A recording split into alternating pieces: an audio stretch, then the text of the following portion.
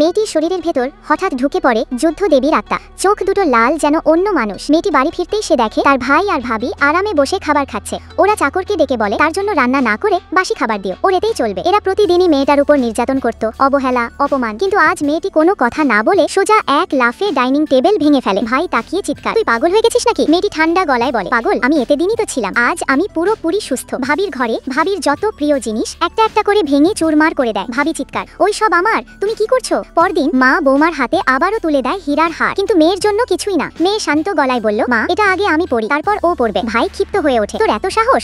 এমনি হারটা কেড়ে নেওয়ার চেষ্টা করে, কিন্তু তার শক্তির কাছে সে পরাজিত। তক্ষুনি মা চিৎকার করে, চুপ করো। বৌমা সঙ্গে সঙ্গে কান্না জুড়ে দেয়, মা দেখেন, ও আমার সব জিনিস ভেঙে দিয়েছে। মা কিছু বলার আগেই মেয়েটি ফোনের রেকর্ডিং চালিয়ে দেয়, যেখানে পরিষ্কার শোনা যায় ভাই ভাবির অপমান। এবার মা নিজেই বললেন, আমার মেয়ে রান্নাঘরে খাবে। বৌমার আবারও নাটক। মা হতভম্ব, সবার সামনে মুখ বাঁচানোই কঠিন। পরদিন বাড়িতে বড় পার্টি, সবাই উপস্থিত। ভাবি রীতিমতো পরিকল্পনা করেছে ননদকে আজ সবার সামনে ছোট করবে।